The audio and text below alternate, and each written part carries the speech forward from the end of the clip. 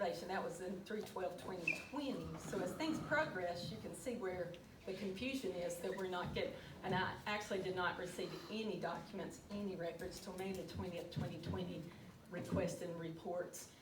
Get a lot of rumors, a lot of hearsay, a lot of misinformation, so it's requesting the reports. And I've got those documents, just to point out where we were coming from. The culvert, we knew that was a piece. We were aware of the daylight, just that it was a moving part. The administrative hearing was presented as temporary because we did contest it. I don't know how many homeowners were here at that point in time, but we did contest that for more information, and how much information was vetted, because the report makes reference to some 1958 general statute or something that I'm not smart enough to know what that applies to, I guess. But just forward on through the timeline so you can see we were not trying to intentionally, we were trying to work on our properties. I paid 2 mortgage payments for 5 years. I've had 2 security systems in there for 5 years. I've paid out of my pocket to mow the grass. I've paid out of my pocket to fix the pipes. Without those reports and not receiving anything, going on the HOAs, there's no reason I can't move in. I wasn't trying to be difficult. I didn't know that there was, and the timing of it, that 2018 is a little confusing. That I think that report was out there in 2018, the CDET, and I think there were 4 board places along the culvert, and there was some settling, and it says there's no settling since then.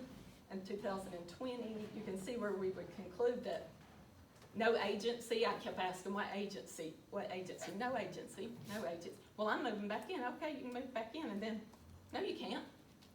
The water got cut off the second time. So just the timeline will help you see where the homeowners were coming from. And I think we were all under the impression that we were holding back to cooperate with the dewatering of the dam safety, because it had to be immediately dewatered.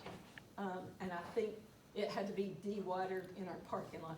And that was part of the confusion of dam ownership. There is a national dam website that says Lady Miriam Plaza is owned by Sam Phillips. So the reports are contradicting. So that field report was actually done, I think, by Mr. Phillips, his engineer. I don't know that an engineer realistically is going to come in and override another engineer. I don't think an engineer is going to retract what he said 5 years ago, but they are still standing. The culvert has to be fixed. We are aware of that. And the solution is,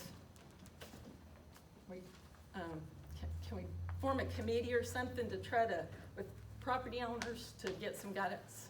So I think that would be a good idea, and I know that was what was going on previously with the HOA, Jane Neal, and with Larry Green. And we were communicating in good faith with them as your HOA board, and that all changed when they resigned. And I think that's 3 months before the condemnation. Looking back at the history of that, you can see that clear distinction.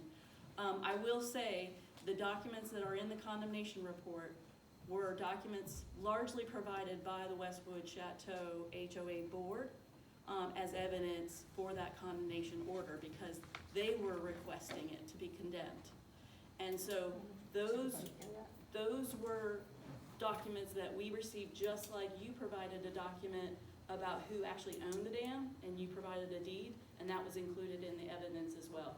So I couldn't cherry pick what evidence I was putting in and what evidence I wasn't. And I know that was a question that Barton had.